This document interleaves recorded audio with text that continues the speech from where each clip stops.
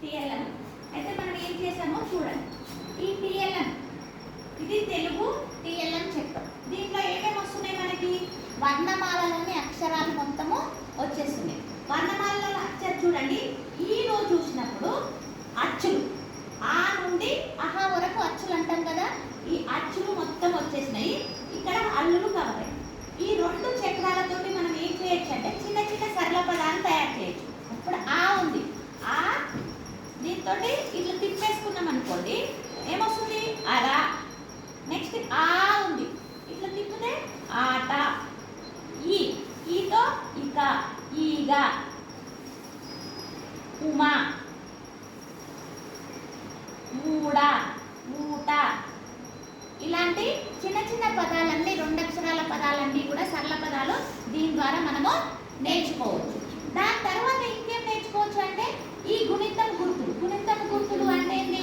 తలకట్టు, దీర్ఘం ఇవి ఉంటాయి కదా, వాటితో తలకట్టు దీర్ఘం. ఆ అంటే తలకట్టు, ఆ అంటే దీర్ఘం. ఈ గుడి, ఈ గుడి దీర్ఘం. అంటే ఏ అక్షరానికి ఏ గుణితం గుర్తు వస్తుందో అవన్నీ కూడా మనము నేర్చుకోవచ్చు. అదే విధంగా ఇంకేం చేయొచ్చు దీంతో? ఈ అక్షరాలకు గుణితాలు కూడా నేర్చుకోవచ్చు. అక్షరాలకి గుణితాలు కూడా నేర్చుకోవచ్చు.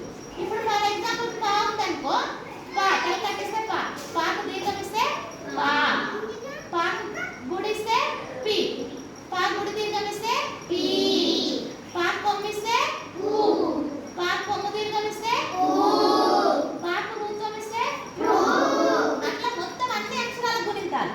ఇప్పుడు ఫర్ ఎగ్జాంపుల్ అట్లనే ఒక దీర్ఘం తీసుకున్నాం అనుకో, దాకు దీర్ఘం దా, నాకు దీర్ఘం నా, పాకు దీర్ఘం పా, బాకు దీర్ఘం బా, మాకు దీర్ఘం మా. ఈ విధంగా అన్ని దీర్ఘం గుర్తులు నేర్చుకున్నాం, దీర్ఘం అక్షరాలు నేర్చుకున్నాక మనకేంటి? దీర్ఘం పదాలు ఎక్కడ ఉన్నాయో చూసి ఇక్కడ అన్నీ కూడా చుట్టూరా మనకేమున్నాయి అంటే దీర్ఘం పదాలు ఇవ్వడం అనేది జరిగింది. ఇక్కడ దీర్ఘం ఎక్కడుంది? ఇక్కడ ఉంది. ఇక్కడ ఇది ఓపెన్ చేసినప్పుడు మనకు దీర్ఘం సంబంధించిన అక్షరాలకు సంబంధించిన పదాలన్నీ కూడా ఇందులో ఉంటాయి. చూడండి, ఇది దీర్ఘము, దీనికి సంబంధించిన పదాలు కాగడ, గాల, చాప, జామ, డాబ, తామర, దానం, నావ, పావల, బాబ, మా.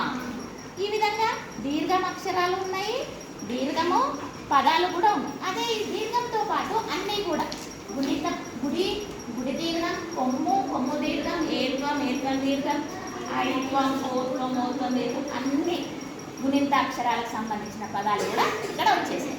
అంటే దీని ద్వారా మనం ఏమేమి నేర్చుకుంటున్నాము?